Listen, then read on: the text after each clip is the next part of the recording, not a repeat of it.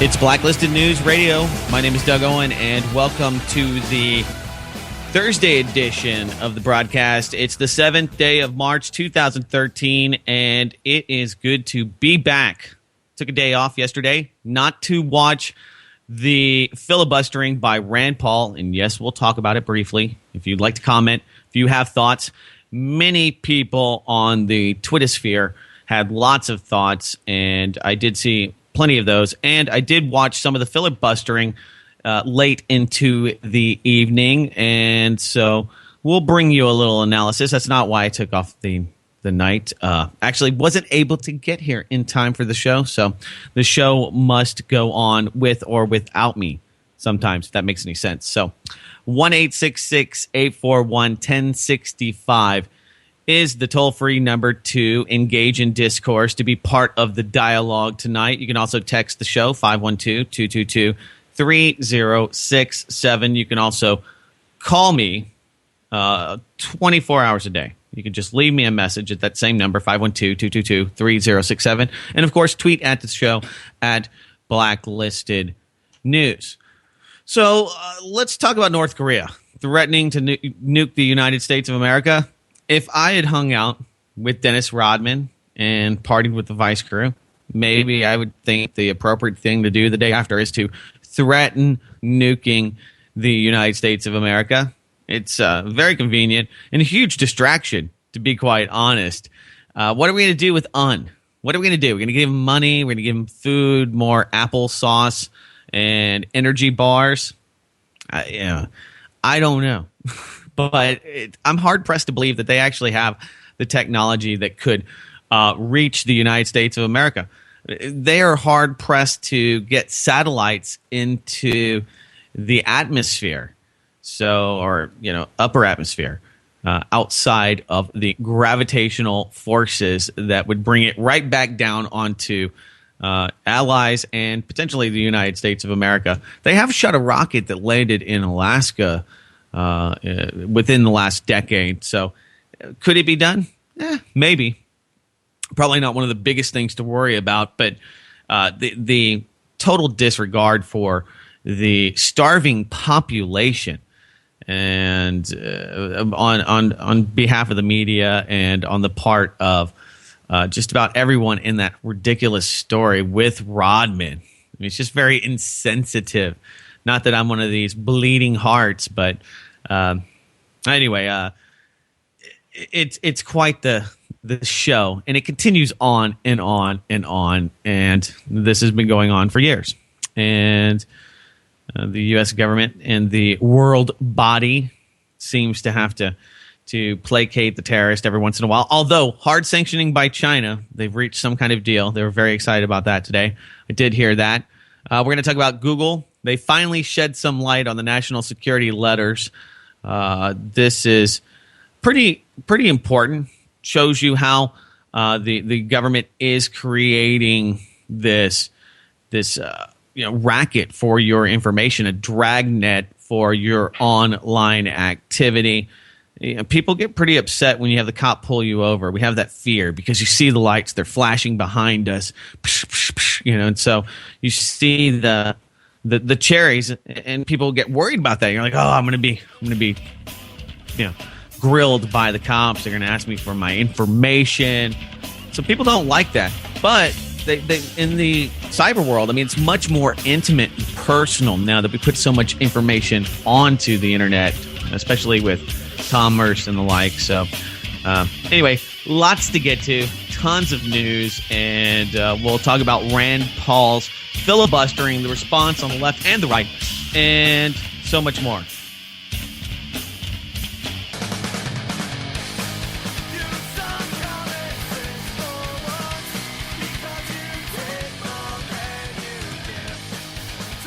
This is Blacklisted News Radio right here on the Oracle Broadcasting Radio Network. My name is Doug Owen, and it's good to be with you.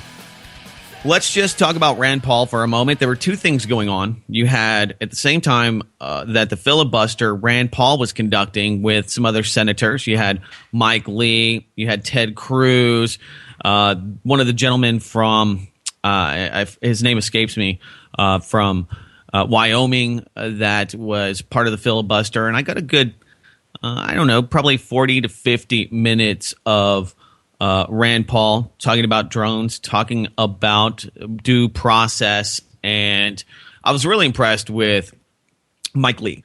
He gave just a great breakdown of why we want checks and balances, due process, the judicial system, why it's so important to have these balances of power, to have the right to be judged by our peers in the court of law. And so there was just so many really good things that came out of it. It was kind of surreal, though, because I only listened for about 45 minutes.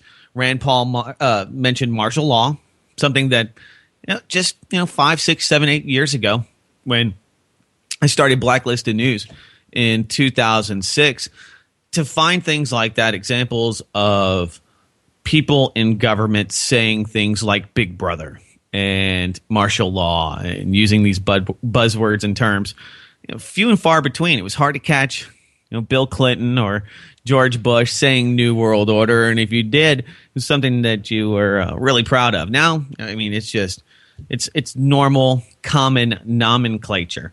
So it was kind of surreal to see this, to watch this whole thing going on. But while that was happening, Eric Holder, I think more interestingly, was being grilled about the ability and the constitutionality by Ted Cruz, who is a senator. Is he a senator? He might be a congressman. He's one of the representatives. I think he's a congressman here in Texas.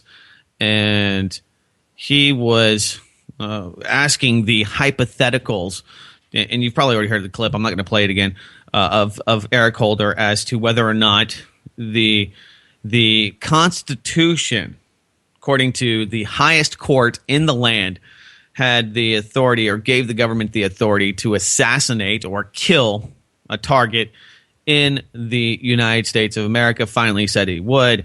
Part of Rand Paul's deal to relinquish the floor back to the back to the Senate was to get a response from Barack Obama. That happened today, apparently, and they're saying, yes, finally, we can't kill people with drones in the United States of America, which I think is kind of a cop-out, because we're not even talking about foreign assets or individuals that are U.S. citizens in countries like Yemen, al-Waqi's son.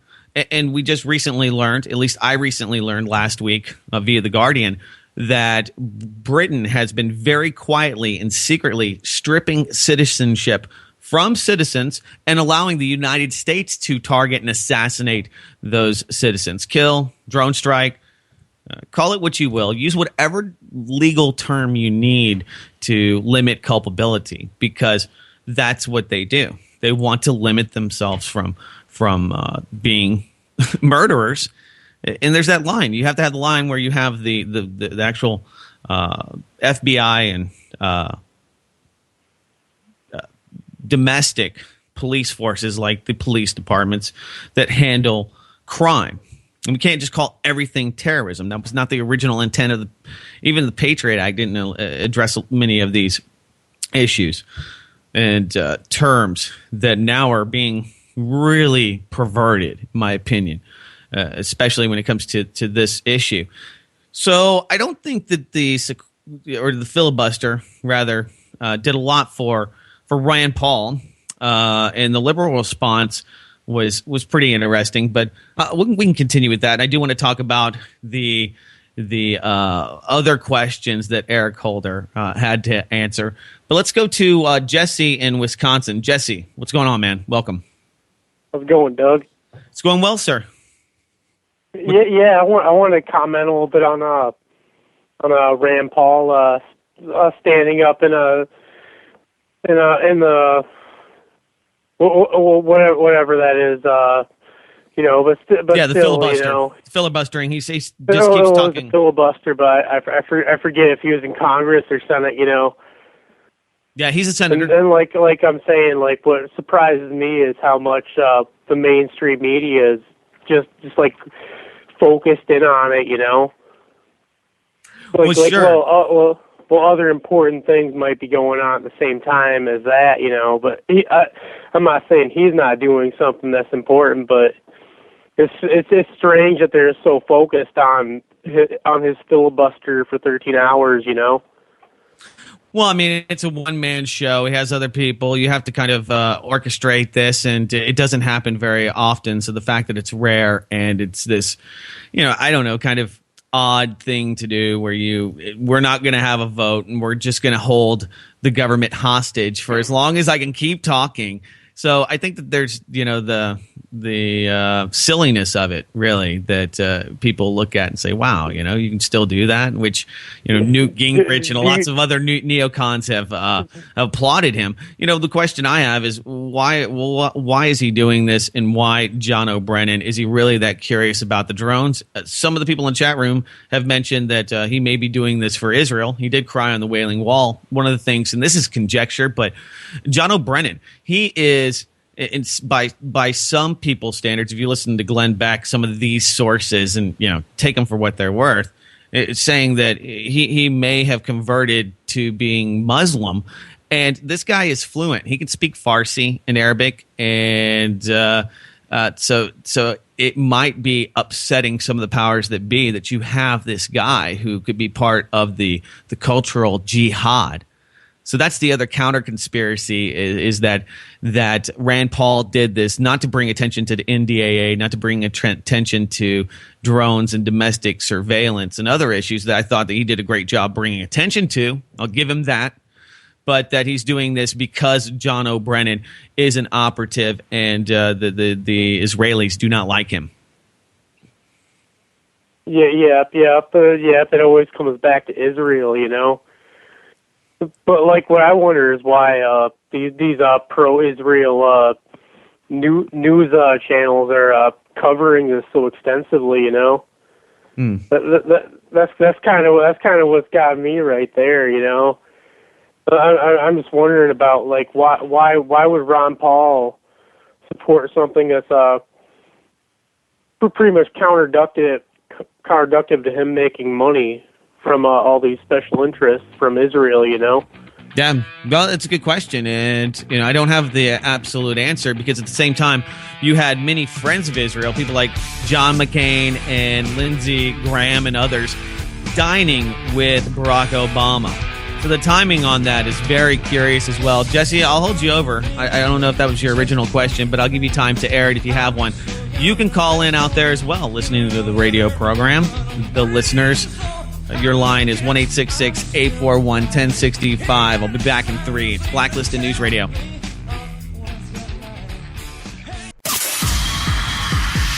Oracle Broadcasting is now on TuneIn Radio. Download the free app at oraclebroadcasting.com. Well, I'll tell you how they do it in Italy. In the United States of America and Israel, other countries, Britain. I don't know how they do it there. We talk about it, actually. I do know how they do it. It's very similar, but spokesman for Italian bank Monte Paschi de Siena found dead today. One of the probably hundreds now dead bankers, associates, others that we have talked about on this very radio show. So add him to the list. 1-866-841-1065 is the toll-free number to join us. Of course, when there's lots of crimes, there's lots of sadness, and people start killing themselves, which is very convenient, so that they do not testify and bring evidence against the banks. All right, so we're talking with Jesse in Wisconsin, and you were airing the same question I think a lot of people have, and that is, why so much media attention? I think one of the reasons, though, Jesse, is because you had Eric Holder defining whether or not the U.S. government can drone and assassinate Americans. And none of this is really, it was big on the internet and it was somewhat big on television, but a lot of this hasn't even been discussed outside of radio and a few blurbs on the television. So, I don't know how much people really saw either of those conversations, but a big media event, no doubt about it. Well, like really nobody out in the general public really seen it, because they're too busy on Facebook talking about dropping their dropping their toothbrush in the toilet, you know. Pretty much that's what was going on the whole time that was happening. Yeah. But like I'm saying, like you what's weird is you've got Ron Paul supporting this one side, then you've got John McCain and Lindsey Graham supporting the other side, saying, they'd never attack Americans like the Russians did back in the Bolshevik Revolution, you know. That's pretty much what they're saying. Our government never do what the Bolsheviks did, you know. That's what really blows my mind right there, and people just trust this shit, you know. It's like you're gonna trust some shill politician that's a corporate whore, like really. Yeah. Well, you know, and there's some good politicians on local levels. I mean, this guy, I don't know a lot about him, but Mike Lee seemed pretty sincere, and he was actually talking about law and the rule of law and why we need checks and balances and having a healthy skepticism of government to protect us from government. So that, you know, they're out there, they're few and far between. But when you look at the majority of the very popular ones that are in all of the right, very highly coveted cabinets and positions, and that board all these different groups and committees. You know, Senator McCain. I mean, they're completely compromised. I mean, I know what. Why is that guy still there? Even, you know, it's like you'd think they'd vote him out by now. They promote killing people overseas, but we're not going to kill people here at home. It's just a matter of time before they start doing it. Right. They say that they were terrorists. Yeah, a lot of people make the same argument, is that, well, the police can shoot you and kill you, so what's the difference? And that was something that he did speak to, Rand Paul, that is, on the Senate floor, and that was posse comitatus, and having the military not engage the people. But no one really mentions Executive Order 9066, the internment of the Japanese, or the Operation Garden Plant plot, where they militarized police forces across the nation to go after protesters and rioters. So those, Kent State. There's plenty of other examples. So it's well, you think about it. They moved that totally into going after drugs and everything else. Sure. Like right here in the Midwest, we've got a task force from way down in Iowa they'll come up to Wisconsin and bust people up here, you know, with the law enforcement helping it along, you know. Wow. You know, it's just insane, you know.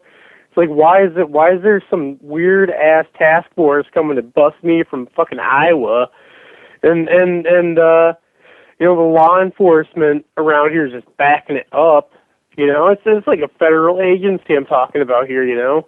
Sure. Yeah, multi-jurisdictional task forces. Yeah, and thanks, Jesse. I appreciate it. But yeah, it's a great question. Why do we have people that are out of state, even in some cases out of country, operating in tandem with our local police departments? And the question is really, it has a simple answer, and that is that there's money involved, and there's lots of it, and they get all sorts of government perks and bonuses. Why do you have people from Iowa coming to Wisconsin to bust weed dealers? Because they have a government grant, and there is cash and rewards and prizes and tanks. Milwaukee just got their newest tank, and it's crazy. It's absolutely crazy. The big part of it is that we have a parasitic system where we have a police state. You know, one of the things I didn't really get to comment on too much was, and we barely verified that Hugo Chavez was deceased on Friday. Or no, it wasn't Friday. It was yesterday. Tuesday. It just happened, but looking at some of the differences between Hugo Chavez and what we have here in the United States of America, and it's interesting to see all the people that really hail him as this great, wonderful guy. Greg Palast, he had a piece via Con Dios, something to that effect for him, and people like Sean Penn, actors, others. on the left loved this guy, talked about how wonderful he was. And then, of course, you had all of the people that, talked about and pointed out that he was an autocrat. And he didn't create a police state. He just created this propaganda cult of personality following. So the people continued to vote him in. All of that was completely legitimate. Only problem, and this is what happens when you have no checks and balances, when you have institutions that prevent this, people like Hugo Chavez, by popular demand, can just decide to change the national seal, the flag. His daughter said, "We should change the flag, Daddy." He's like, "Yeah, let's just change the flag." It's really insignificant, but to just start tearing down democratic institutions that are very important to have the rule of law, and to usurp those, and there was plenty of other examples of nationalizing and turning this into a people's revolution. Though it didn't necessarily end up serving the people, it was by their own wants. So, I don't know if it's good or bad. People today, I saw some of the radio hosts were upset when I was listening to the AM dial about the fact that Citgo and a couple other companies put their flags at half-mast for the fallen Mr. Hugo Chavez, which I don't think is a big deal. And, people hype things so much. It's just like, oh, I'm looking to be offended. It's like, so what? I mean, it's a Venezuelan company. Why wouldn't they? We put our flags at half-mast when children are murdered selectively. Why? Yeah. It's something that's just a PR move. It makes us feel better. It's a way to honor victims. There's victims each and every day of the year. Lots of them. We only lower our flags for certain ones. Same thing in Venezuela. But there's lots of interesting angles to it. It's more important to see what comes in the aftermath. That'll be the most interesting aspect to it. Quick break. You can be part of it. 1-866-841-1065. It's Blacklisted News Radio. You are listening to the home of Cutting Edge Talk Radio. This is OracleBroadcasting.com.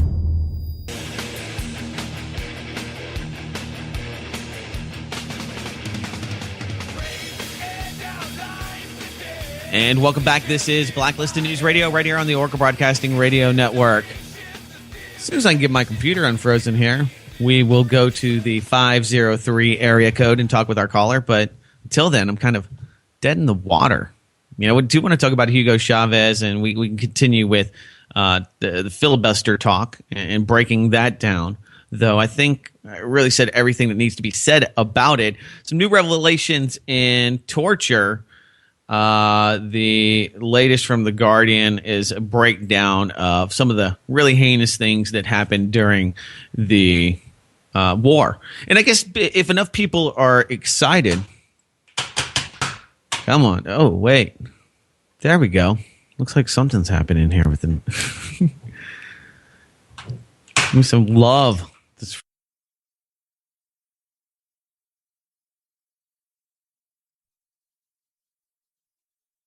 All right. Yeah, cool. There it works. It's working.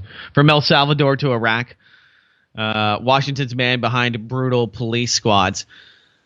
And this seems to be the way that we keep our allies in power. At least the Central Intelligence Agency keeps conduits, drug pipelines, and other sources of revenue and international commerce going. Let's see. There's a problem with... Maybe it's Skype that's freaking out here. Let's try this. You go off and you go on. Then maybe we can take a phone call or two if we can make this thing happen. But the CIA is an agency that can run its own corporations, and it does around the world as fronts, as covers.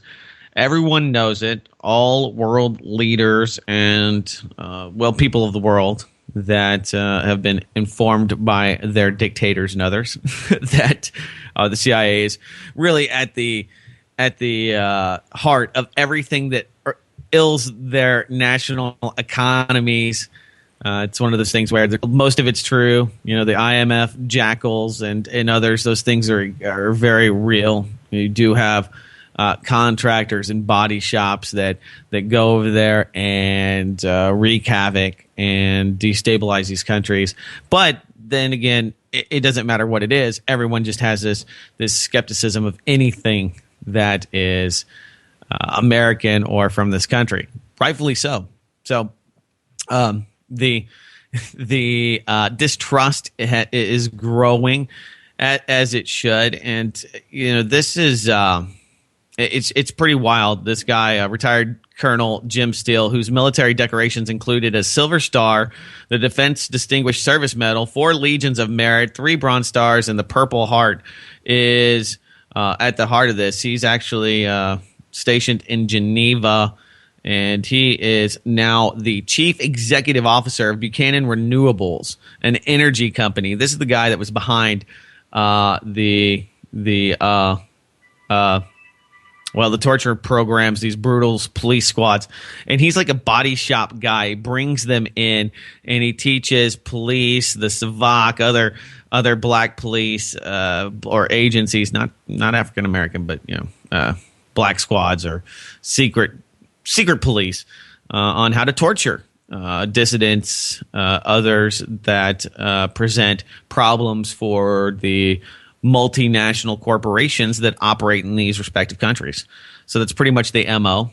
It is what happened in Egypt, and still today we have some of the leftovers from that. That is a broken country that we spend tons of money on, that creates a more of a terror state. And if anything, it kind of destabilizes our regional partner Israel, which doesn't make a whole lot of sense. So check this out. It's at blacklistednews.com. It's another big story. It's getting a lot of foreign press, not so much media press here, because things like the filibuster and whatnot. And, rather than looking at the brutal reality as to what war has become, people are just, in my mind, pacified because they don't have to worry about a drone overhead. They're excited about that. Barack Obama said that they can't do it. Whew, it's great. All right, to the 503. Hello, sir or ma'am. Welcome. Hello, Doug. This is John. I'm calling from Oregon. I'm a first-time caller. Been listening to the show probably about a year and a half or so. Cool. Hey, John. Good to hear from you. And what I'm calling about is you were discussing the Brennan hearings earlier with regard to Ron Paul, and I'm not a Ron Paul supporter, but I do appreciate him standing up, and I believe trying to do the right thing. Some people are cynical and saying it's just a way to get his name out there for the 2016 election, so who knows. But I actually appreciate what he did. And like I said, I'm not a supporter of his, but I did want to change really quick, if I have a moment or two, and just kind of see what you think of this. With regard to President Obama, I think his team has really outmaneuvered a lot of the neocon generals and basically displaced a lot of those people. And I believe in the second term they're going to do a pivot toward the BRIC nations, and you will see a concerted effort toward those BRIC nations basically on economic issues, and the Trans-Pacific Partnership will be a part of that. And I have no idea how the Obama team did it, but I think they really outmaneuvered the neocon generals. Well, I think so as well, and I think that a lot of people really want to hold Hegel out there as a way to be a gauge of that, and saying, well, look at the power structure. They're able to even get past the Israeli lobby, and I think that there's a lot of truth to that, and there's definitely a push to rather than blow up the Middle East, a pivot towards more integration and using economic and currency wars as a way to, and other policies as a way to get people on board and to get countries to acquiesce to U.S. policies. So I think if you look at every one of these flashpoints, if you will, all of the hot spots, you have Japan and China and that is a U.S. proxy. You have North and South Korea. That's another U.S. proxy. And all of these proxies are against the Shanghai Cooperation Organization, Russia, BRIC nations, like you mentioned. These are the nations that are being encircled, and it's been a long time plan and plot from people from Zygmunt Brzezinski to John Holdren, who's currently the science czar, to go after these countries. So I don't think there's any conspiracy there. That's part of their business plan, to encircle and to get China out of Africa and to isolate Russia by going after and strategically dismantling all of their partners.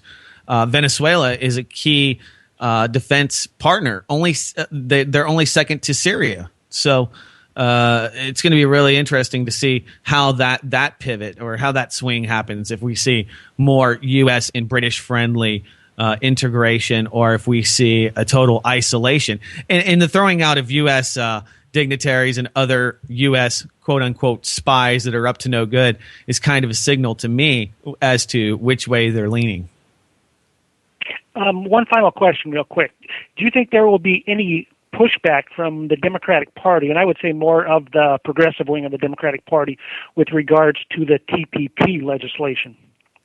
Well, a lot of that's going on in secret right now. I think that the Democrats, it's kind of bipartisan. I mean, when you look at the Democrats, they're not nearly as involved as I think it's you have to look at the individuals. Overall, I don't know if this is going to be a Democratic issue.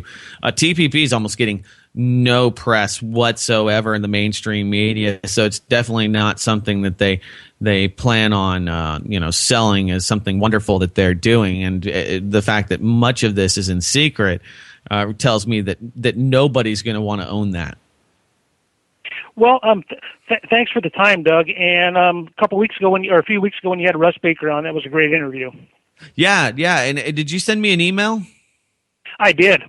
Yeah, great. Yeah. And I don't think our politics are necessarily that so far apart. I think that there is a lot of different partisan issues that are very real as far as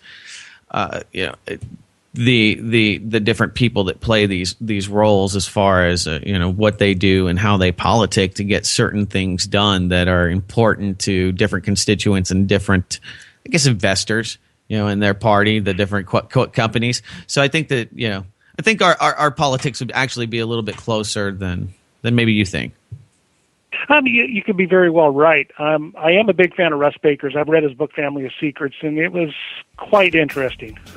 Very, very interesting. Yeah, it highlights the Bush family, the dynasty, and the role that they played with, of course, Prescott and in the JFK assassination, as well as with Richard Nixon. So thanks, John. Appreciate the points, and I'm glad you found us by either Russ Baker or however you found us, and that you're listening out there.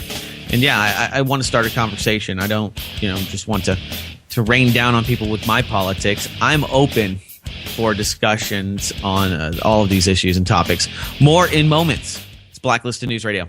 Are you looking to start a web? Stay up to date and get network news, announcements, and more by following us on Twitter at Oracle Radio.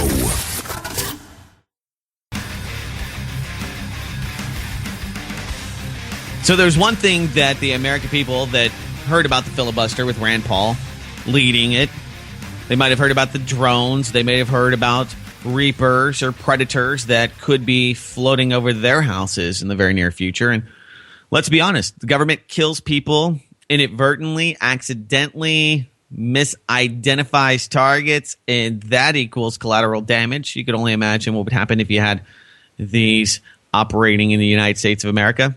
So, they're bad press. Nobody cares in Yemen. Is there bad press? There's absolutely bad press in Yemen, but in this country, collateral damage. Now, you have that happening in Hartford, Connecticut. You have that happening in Austin, Texas. You have that happening in San Francisco, Portland, Oregon. It's a different story. It's a big deal. They can get away with the tanks and the LRAD cannons and different directed energy weapons and tasing and spraying the populace with chemical weapons. I mean, they can get away with that. you might have to pay a fine and you may have to pay off some student protesters, but you can still get away with that and probably not go to jail. So people heard about Rand Paul, and they even heard about Ted Cruz grilling Mr. Eric Holder, the Attorney General, about drones in this country. And that was played over and over again. But what they didn't hear was that Eric Holder blatantly said some banks are so large that it is difficult for us to prosecute them. Just saying, we don't prosecute big banks because it's just a pain. While it is widely assumed that the too big to fail banks in the U.S. and elsewhere are beyond the criminal justice system, based on a simple imperial fact, when the Attorney General of the United States of America openly admits to the fact that he is, quote, concerned that the size of some of the institutions becomes so large that it does become difficult for us to prosecute them. They are too big to fail. And we knew as much, but this is much bigger. Drones? You don't have to worry about drones. They're not going to be bringing drones to the United States to shoot anybody. Surveillance? Big issue. You having a drone? Of course, they've already got the story about the airline pilot who identified a drone, which if it wasn't military, you have to wonder how somebody got one up to 1,500 feet. Probably not one of those $15 to $100 rigs that you buy at the display in the mall. It's not one of those. Although you can get a pretty nice one for a few $1,000. But this story is being hyped up, and so there's lots and lots of drone talk. And now you have the filibustering. So everybody's talking about drones. Let's talk about LIBOR. Let's talk about financial crime. Let's talk about HSBC, which is not just financial crime. It's international global drug trafficking. Not interested, Eric Holder? Yeah, sometimes it's just too big for us to handle down here in little old America. The Justice Department's just not that big. We're being sequestered. Really? I mean, that's the creme de la creme, isn't it?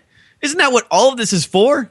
The militarization of the police forces across this nation to get drugs, to get drug dealers and their enablers, who are the banks. So who's higher than the banks? Who are they still going after? No one. Yeah. See, that's the point. That's why everybody's worried about the filibustering. And I don't think that necessarily was orchestrated so that this was a huge distraction to get you away from the fact that on C-SPAN 2, this was going on. Actually, not being highlighted nearly as much. Now, is that all part of some grand conspiracy? I don't know, but it's a hell of choreography, having all these neocons hanging out with Obama while Rand Paul, and I don't think that this is a good look for him. I don't think that it made him cheaper per voter in 2016. That was something that Nemo DeNovo said, and I think there might be some truth to that too. Cost per vote. And actually do a little math on that. How much do we have to spend to get each one of these votes that we're going to need to win this election? There's a guy with a calculator that figures all of that out. So anyway, let's talk about some of the people that enable our politics, and that is the military-industrial complex in Israel. Now, here's one that touches both. Grounded F-35s, Israeli company fraudulently changed test results for over 15 years. Now, this isn't mainstream news. You can barely hear about the filibuster. I think 90% of the people in this country still don't understand what the hell sequester is, and they're still trying to figure out what austerity means. Anyway, Pratt & Whitney discovered derivatives. Pratt & Whitney discovered nearly 2 years ago that one of its foreign business units had fraudulently adjusted test results of tens of thousands of engine parts to bypass additional inspection, the company said on Monday. Cheap bastards. Both Pratt and the federal government concluded, probably colluded as well, a little Freudian slip, in separate investigations that the safety of the parts was not compromised. It's all good. The unit, Camel Forge Ltd. In Israel, changed test results for more than 40,000 forged discs over 15 years, Pratt said. In jet engines, the discs serve as hubs to which the compressor and turbine blades are attached. So, who knows what we can attribute to this little arrangement. And, well, my big question is, are they going to be fined? No. We're not going to fine these guys. It's all good. We're going to let them keep making these brakes because they just do a darn fine job. Better than that, they have a monopoly, a no-bid contract on this. So, and if it's private business, I guess they can do what they want. I reluctantly say that, but it is tax subsidized. But then again, I think if the government gives you Social Security or something else that you were absolutely entitled to because you paid into it, then you shouldn't do it with strings. Oh, well, you can have your Medicaid if you pee in the scut for us, if you let us take your fingerprints on a retinal scan or whatever it is they want. So there you go. That was just and the F-35 has become, of course, this $1 trillion project. And it's not just the cheap disc brakes that Pratt and Whitney are putting in and they're not cheap necessarily, the uninspected brakes, allegedly, that went into these F-35s. But the whole project is compromised and completely a boondoggle. It's a testament to the military's failure, really. This thing isn't nearly as what was it? What's the word I'm looking for? I mean, it was supposed to be really cutting edge. And so almost all of the cool stuff they took off of this thing. And if you've kept up with the ongoing soap opera, which I really haven't, that is the F-35 project, its agility, that's the word I was looking for, is completely diminished. Almost every one of the mile markers for the project had to be lowered. Okay, standards, the different criteria had to be dumbed down. So the F-35 has become like a ghetto education, dumbed down and just enough to get some federal funding. And that's what it's become. It's like so many other things. I mean, it's really analogous to what we have throughout society, what this country has become. It's become this hollowed idea that, well, we're better, but we've accomplished that rather than by becoming better, by just changing the standards. The kids are smarter. Why? Well, because they don't have to be as smart anymore. I mean, it's absolutely ludicrous. So anyway, all the people that were worried about Hagel and thought that he was anti-Israel, he's really not. Hagel to Barack. You may know Barack. He is their defense minister. He says the U.S. will keep up aid to Israel despite fiscal troubles. Look, we got problems here in the homeland, but don't worry, guys. Your security is paramount. They've got all sorts of secret projects, building tunnels. If you've been keeping up with that, I've put some of those articles at blacklistednews.com. There's a lot of that. There's a lot of these secret projects. Some of them, they're getting more attention, which makes them not so secret. But if you know about a secret project, there's probably 50 secret projects that are actually secret. So anyway, Secretary of Defense Chuck Hagel met with the Israeli Defense Minister Ed Barak on Tuesday at the Pentagon to reassure him that the diplomatic window on Iran is closing and that despite tough fiscal times in Washington, exorbitant amounts of aid to Israel will not be affected. So everybody's excited about that.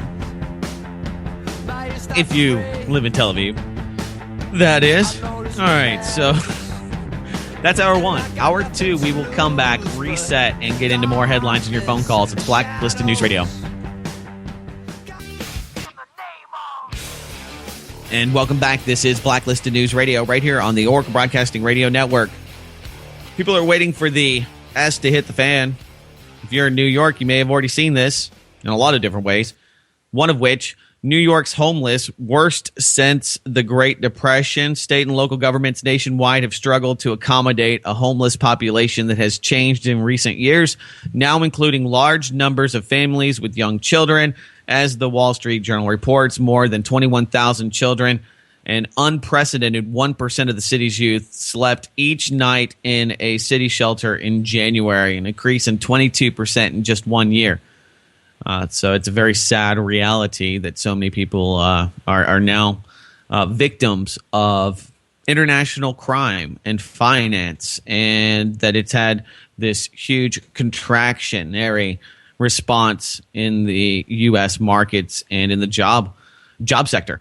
Nancy Pelosi said because we hit another record on the Dow Industrial Exchange that we should raise minimum wage, which I guess it really speaks to the fact that she represents the ever more voting poor that are making minimum wage. I don't know. Is that a Democrat thing? Do people believe that having an extra buck or raising minimum wage a buck or two is going to have some huge, profound effect in the livelihoods of people? If that's going to actually, a little bit of scratch is great. It's always great to have a little bit more money, especially when you're in a position where, if you're making minimum wage and trying to live on that, it's not a living wage. Okay, that's not a living wage. It's just the minimum. So the minimum is not going to be a living wage at $10, $12. I think if you make any less than maybe $15, $16, $17, $18 in this area an hour, it's going to be hard. It's going to be hard. You can live, don't get me wrong, but you're going to have roommates. You're going to be renting a room. You're going to be living with your parents. You're going to be in a relationship with roommates and or a partner. And if you have a partner, you can do it collectively if you make maybe $26, $27 an hour to live. But if you live in New York City, my God, how can you live in New York City? You got to be pretty rich, right?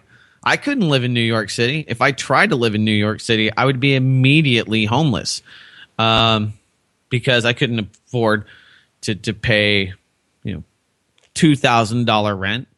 So that means that people are going to be migrating, and we've already seen that here in Central Texas.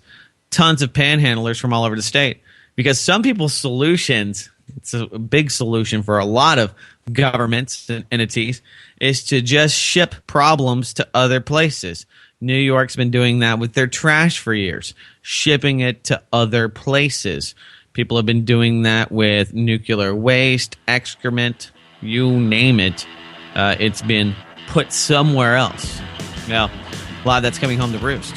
And they actually have programs in places like Dallas and across the state here where if they find homeless people, they arrest them. They give them a free ticket to Austin. So, welcome, new Austinites. I'm not quite xenophobic, but it's just shifting the deck chairs on the Titanic in my mind. More of that in moments. We will continue. It's Blacklisted News Radio.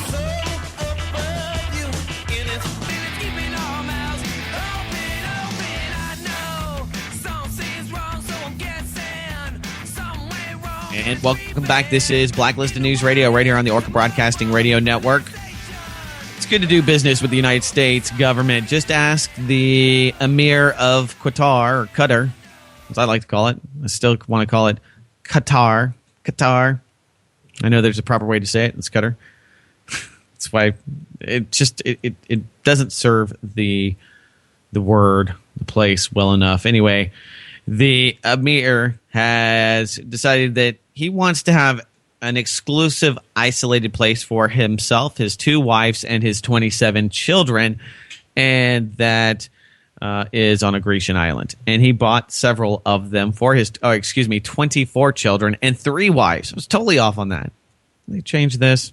Anyway, Hamid bin Khalifa Al Thani paid 8.5 million euro for an Ionian retreats for the family, which seller happy to strike a deal after 18 months of red tape. The suitor is one of the world's wealthiest men. The location happens to be the Eurozone's poorest country, but in an unlikely coming together of economic circumstances, really works out well for the Emir here.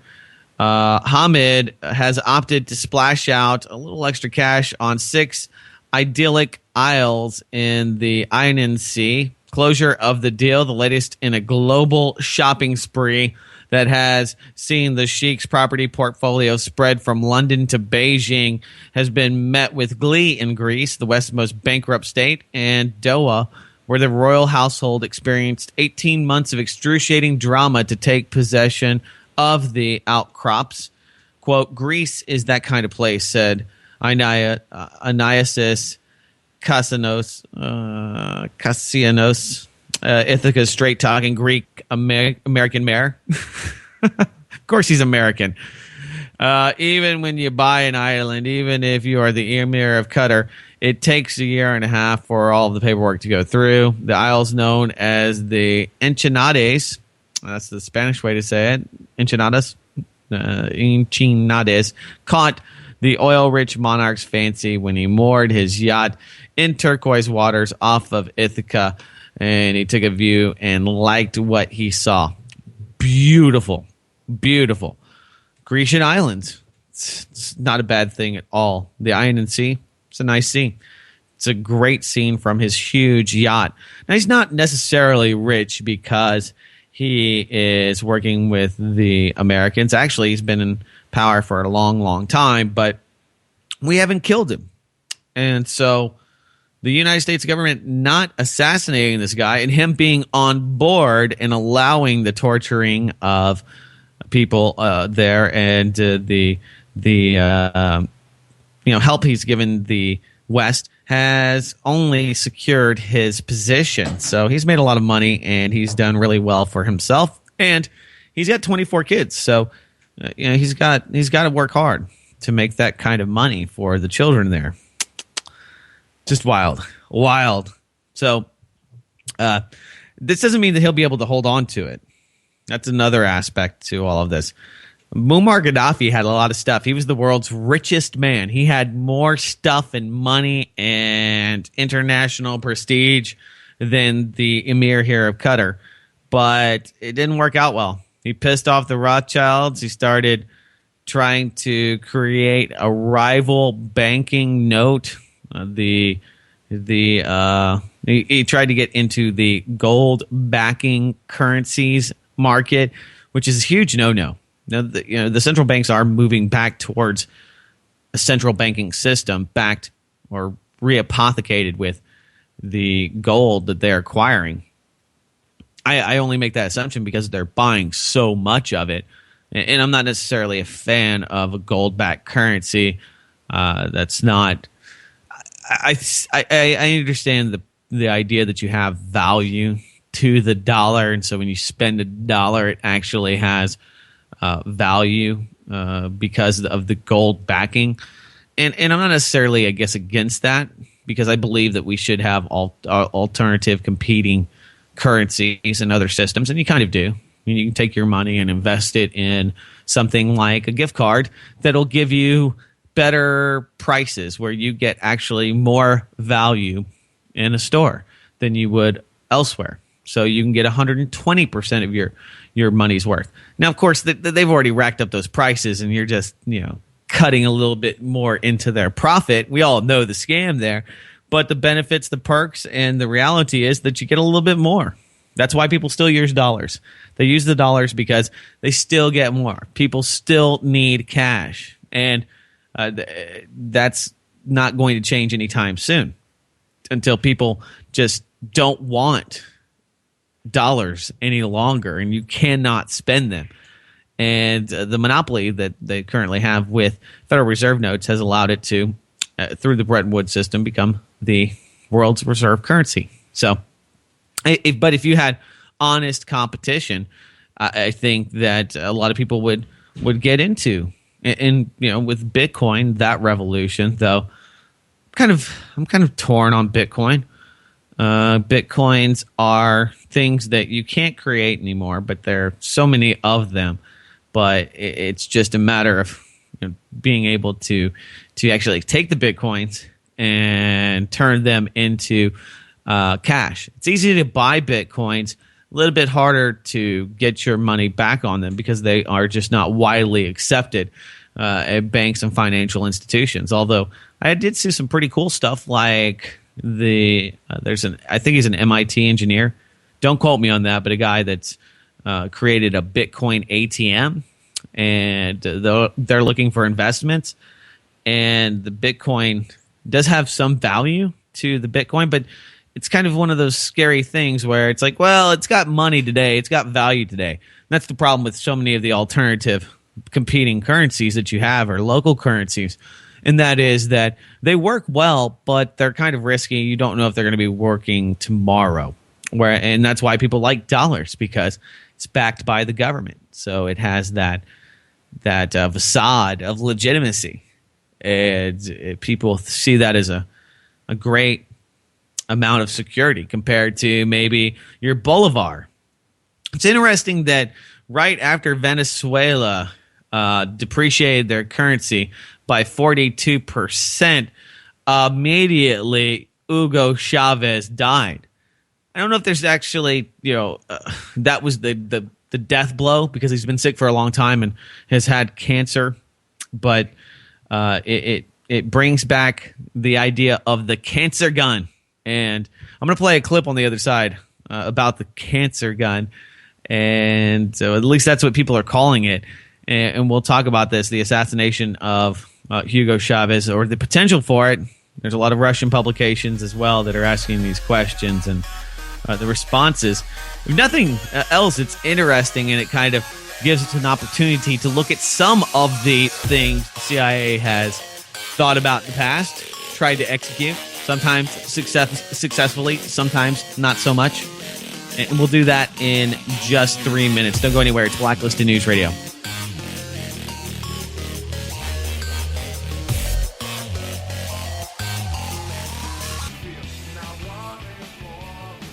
All right, everybody. This is Blacklisted News Radio. Welcome back. So, yeah, I wanted to talk about, well, the aftermath of Hugo Chavez's exit and what's happening there. And Tony Cartolucci did a great piece today. Let me find this. I'm just going to bring this to the table.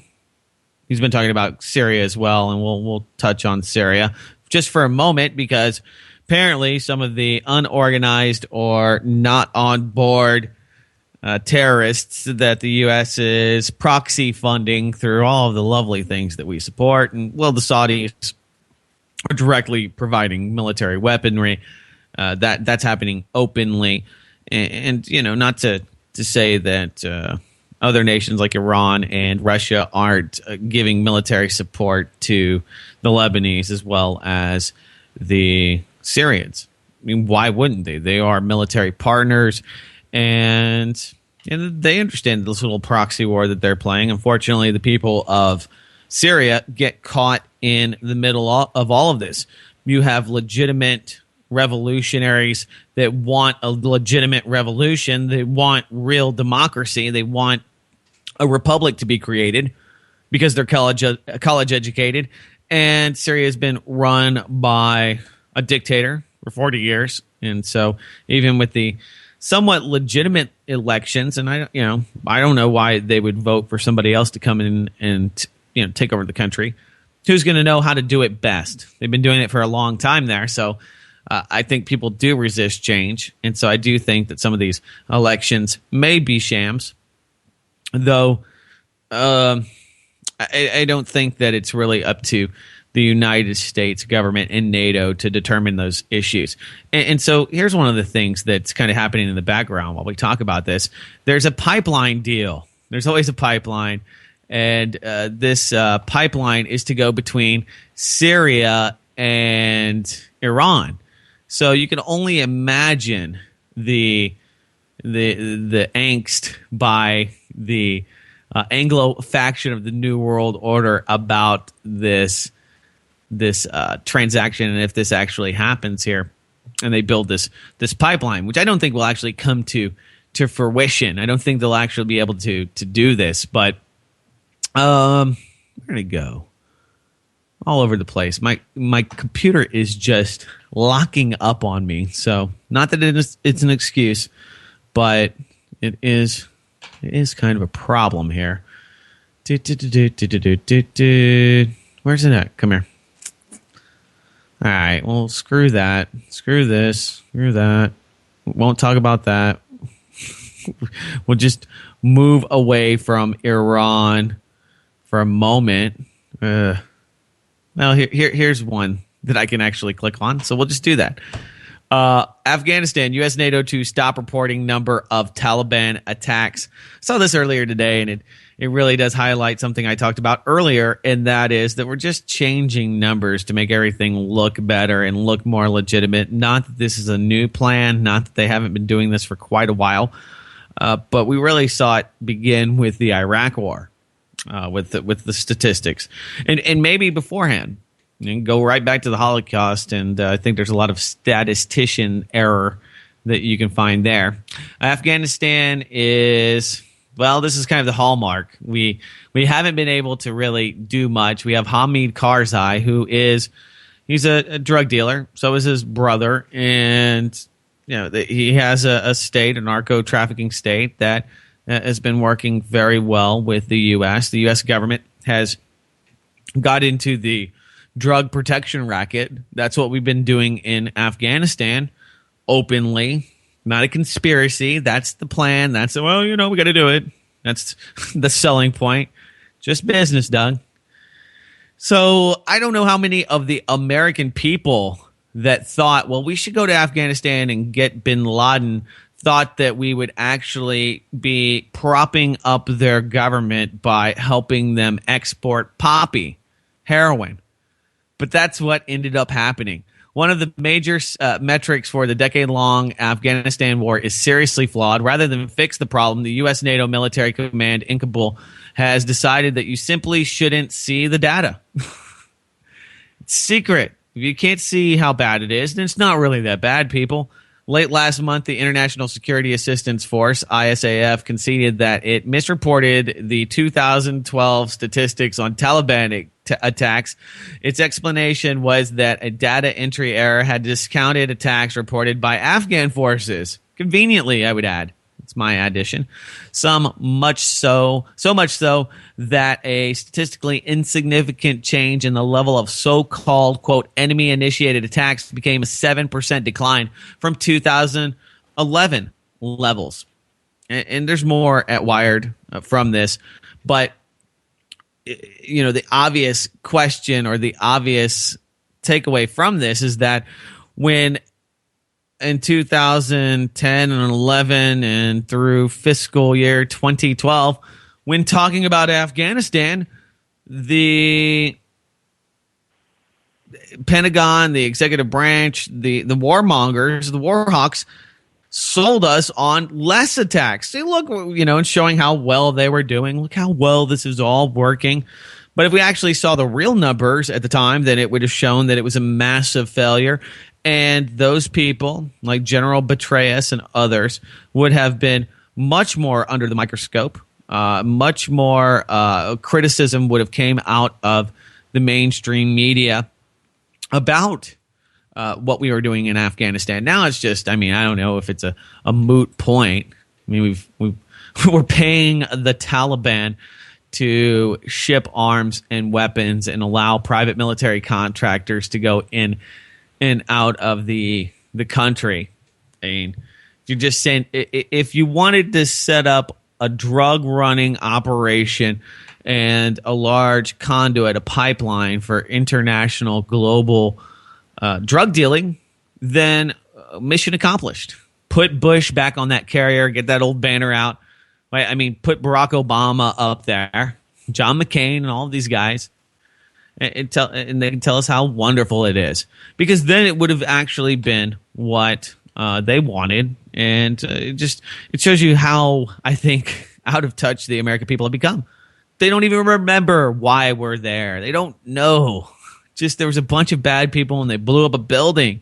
That's really the end of it. If you get past that, you're one of the 10% that actually can get past that simple fact. Oh, this is one I wanted to really talk about too. It's pretty pretty sad. Nearly 1,200 people have been starved to death in the NHS hospitals because nurses are too busy to feed patients. This came out of the Mail. For every patient who dies from malnutrition, 4 more have dehydration mentioned on their death certificate. In 2011, 43 patients starved to death and 291 died in a state of severe malnutrition. Department of Health branded these figures as unacceptable and said the number of unannounced inspections will increase. But when you start looking at the people that died, a lot of these people had mental handicaps, disabilities. Some of these were people that are affected by Down syndrome and others. So it seems that this is even worse than what the numbers say, and that is that these are selective starvings. This is what happens when you have a national healthcare system. And if you want to look at it, I mean, here's the biggest one out there. It's the NHS, and that's what they would like to bring to this country. Amazing. How can you just let people die screaming in their beds? I don't know. More in moments. And welcome back. This is Blacklisted News Radio. Somewhat haphazard, but that's okay. It's part of live talk radio. When the computer doesn't work, it just means that you got to fix things. And, well, you know, if the worst thing that happens tonight is that I can't get a couple articles to pop up and I have to buy a little time here. That's not so bad. Could be in a place like Yemen where you might just be eating in a cafe and boom, you're blown to pieces. Could happen here too, I guess. You can be victim of terrorism in any country. But one thing that you don't think that you'd be victim of is being starved in a hospital. And this just blows me away, and to see how many of these people are quote unquote undesirables. And I hate to say that because I'm not a supremacist, but I see what they see. And every time that we've had any eugenicist in power, they've always talked about getting rid of the handicapped, getting rid of non-working people and the unproductive and those that are of non-pure bloodline, whatever group it may be. They're always trying to annihilate another group or get rid of certain people, and you always have the gene poolers out there. So that's what's so sinister about this, is that for it to be that way, there has to be some kind of environment. It's just like the Catholic Church, in a sense. Okay, for that much gay pedophilia to be there, it has to be condoned. It has to be facilitated. And the same thing for something like this, for all these mentally handicapped and other non-desirable people to be dying and starving in their beds. And I mean, this is just the food aspect and malnutrition and some I guess distant research looking at the numbers themselves. And this is what is actually being put on the death certificates. So this has to be being condoned at the top levels, that you have to have an atmosphere where people think, well, you know what, you're just kind of a useless eater. You kind of have to have that cold-hearted look at this, because it becomes less about your healthcare and more about being able to do what you can with the limited budget. See, in a free healthcare system, you can go out and spend whatever you want. You want a new nose, you want new teeth, you want to lose some fat rather than exercising, you can find somebody to suck it out of you. And you can, I'm sure, in the UK as well. But in a plastic surgery, most of that stuff's not covered under your healthcare, your insurance plan, unless it's something really creepy and freaky. If you want to be a girly man or you want to change your sex. The state of California, I think, to this very day, still pays for that. It's your right to become a woman if you believe you're a woman. I'm not even going to get into the debate about whether or not people are women and what you believe you are and what you actually physically have. I think that you are defined by your hardware. Is the computer I'm using right now an Apple? Well, I don't know. Maybe deep down inside, my PC really feels like it should have an Apple iOS on it. and it should be running Safari versus Firefox, which is a horrible browser. I don't know about Safari because I don't have any Apple products. Just I've been thinking about switching to Apple, but then again, it's like, yeah, you're just as bad. There's the only ethical operating system, of course, is Linux. But anyway, you look at the hardware as a way to judge what you have, I think. And so, regardless of what I feel like, I might feel like a 17-year. I'm a 17-year-old virile high schooler stuck in a 35-year-old body. Is it the state's, is it the state's requirement, obligation to pay for me to get, rejuvenated? I don't think so. And I know people get upset about this. Oh, you're not being sensitive enough. I just think that there's things that you should take care of, and there's things that government can take care of. Government can't take care of those things, at least not very well. So we should stop asking it to do that. Stop asking government to make everybody the person that they should be. Okay, they can barely educate you. They can barely do the things that they do. And you find places where they excel, but that's because the individuals and the people there excel. Government really is just an amplifier. It can help you. It can help enable you, but it doesn't make you. Contrary to what some of the people like Barack Obama believe, that you need the government. The government needs you. If we're not prosperous, then there is no government. Once it becomes a system where it has to feed itself, it just falls apart. Give it 50 years. So the takeaway from this is that you can die from starvation, but you can probably get all sorts of ridiculous things done, and people probably do in Britain and other UK hospitals. But if you're above a certain age, and it might not be something that's on a flyer, it might not be something that you can find in a white paper or a talking point in some dissertation, but there has to be that atmosphere where people are like, after 80 years old, just get them. Just let that feeding tube just fall on the floor. Whoops. Sorry about that. And it's even more sinister because there have been reports that certain people get bonuses. This is all hearsay, but there have been reports that there are bonuses for people that do allow those patients to pass, and that are able to keep resources at a maximum level. And so they basically say, well, you did the most you could with these resources, and use the least amount of medicine, things like that. Different metrics. How many people did you heal? Oh, well, you dealt with this many patients with only this much, and some of them had to die, but that's okay. It's okay. We'll still give you a trophy. It's okay. We'll give you a bonus. So don't hold my feet to the fire, but the proof is in the pudding. When you have dead people, when you have people starving, okay, and you're in a hospital, I mean, there's no excuse for it ever. Okay, so how are you feeling today, sir? You sure do have a lot of ribs showing. You don't look very healthy. Can I offer you something? I haven't eaten are they just being neglected, locked away in places in deep, dark dungeons? I mean, you would think that would be the only way. How can you not notice people dying and starving? I mean, there's just so many visual indicators if you're actually putting your eyes on them, and that's what I wonder. Is anybody actually looking at these people? All right, Nutso 56 chimes in. It says the U.S. is determined to initiate World War III in Syria. And he tweeted that at Blacklisted News. You could tweet me as well, at Blacklisted News. Egypt suspends elections as violent clashes continue in spite of law changes. He sent me to a link. It's kind of old. Yeah. Yes. Anyway.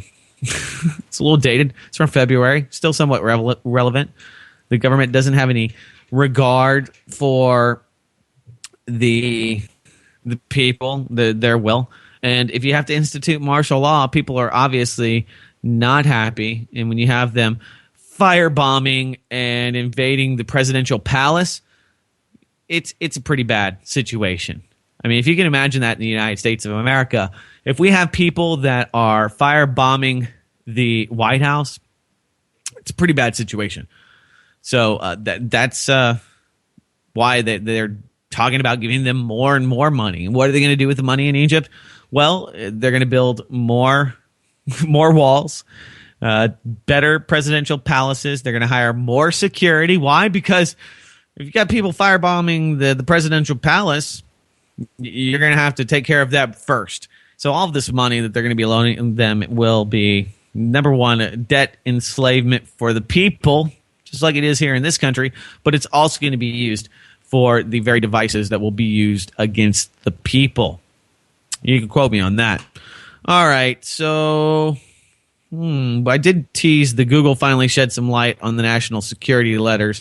Got a few seconds here before the break, but it's just amazing how in tandem these organizations like Google, like Microsoft, and not to exclude any of the other big companies, but the independent service providers now with the U.S. government, the harmonization of these laws. It's just amazing. And they're secretly doing this. You're not notified. They don't tell you that they've been snooping on you. But anyway, we got some headlines on that from Fox News of all places. You can check that out. We'll take a quick break, and we will return for the final segment, close up shop, and wrap this puppy up. On the other side, it's Blacklisted News Radio.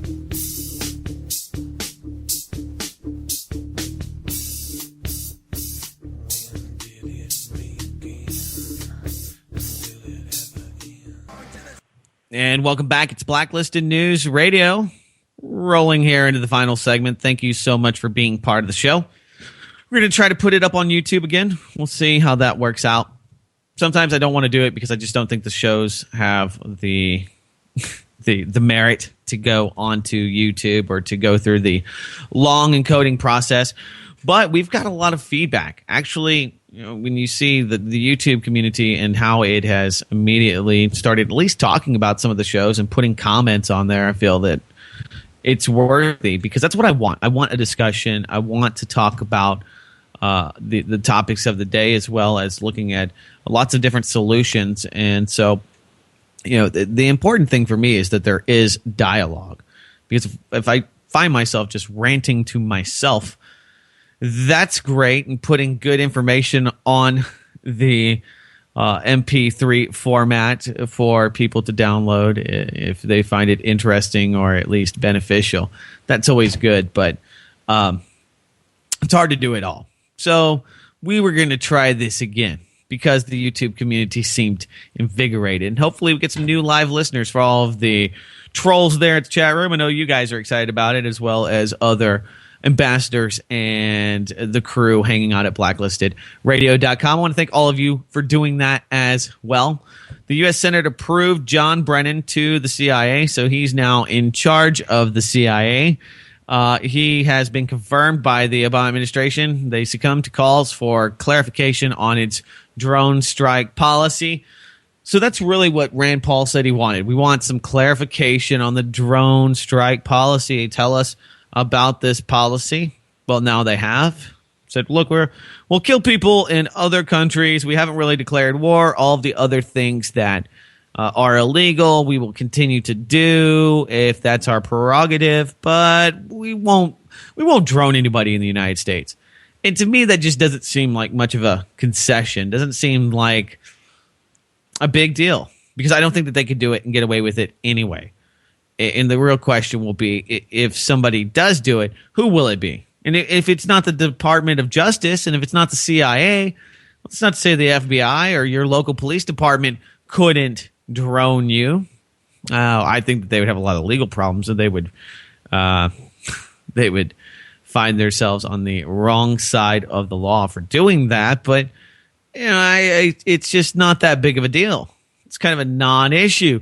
Eric Holder saying, along with almost everyone else that had tried to prosecute any of these bankster gangsters, and him actually admitting, saying, hey, we just can't get them. They're too big. We have difficulty. It's basically like saying that we can't. Oh, you know what? I promised to play something here. Let me see if I can find this real quick. It's quite funny. I think, maybe it was on Cryptagon. Let's see. Saw this video earlier today. Yeah, that's Rand Paul. They also, during the Rand Paul speech, they had a government test of the alert system that interrupted him momentarily, but not for very long because he ran on. A lot of people were mad because he didn't get to the record. Let's see. Cancer gun. There's got to be a lot of them. Aha. Of course, there's a lot of cancer gun videos. How could there not be? Let's see. Also. And we need to turn that down before we play Cancer Gun. So a lot of people think that Hugo Chavez was assassinated, including the Russians, and I don't blame them for thinking that because why wouldn't they assassinate him? That's the better question. Okay, this guy's he's a complainer. He's a sore thumb. He is a thorn in the side of the petrodollar cartel, and it'd be very, very advantageous to the power brokers to get him out of the way. So here you go.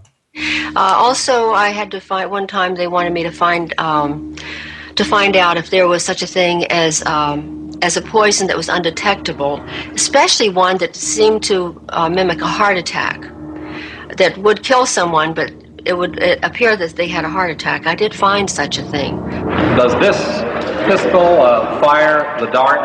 Yes, it does, Mr. Chairman, and a special one was developed which potentially would be able to enter the target without perception. The poison was frozen into some sort of dart, and then it was shot at very high speed into the person. So when it reached the person, it would melt inside them, and the only thing would be like one little tiny red dot on their body, which was hard to detect. There wouldn't be a needle left or anything like that in the person. But also the toxin itself would not appear in the autopsy? Yes, so that there was no way of perceiving that. Now, I think from this, people have also said that this is it's an assassination gun, no doubt about it, and it can cause heart attacks, and well, why couldn't it cause cancer? But I do think it's odd that the one thing that Hugo Chavez has, they're already saying, well, it's obviously this cancer gun. I'm not saying that they can't do it, but it's the one thing that you would say, well, we don't have proof that would really give somebody cancer. And, how long does it take to metastasize? Did he get shot with this cancer gun? I think it's a stretch. But why not? I like entertaining the idea. But the technology's out there. They've already created. And this is a commission during it's got to be late. It's barely color. This is the early 70s, late 60s. And they have this type of technology to where you can actually shoot frozen darts into people. So imagine that technology refined. Give it 40 years from that time period, and boom, we could have some really crazy stuff. So, but at the same time, I don't want to let my imagination just run wild to the point where I blame everything every time anybody has cancer on the CIA, because it just becomes too convenient. And it really, then you just live in a world where everything is controlled by other people. And I don't want to live in that world. I don't want to live in a world where I believe everything is controlled and all of the things that I do are, completely futile.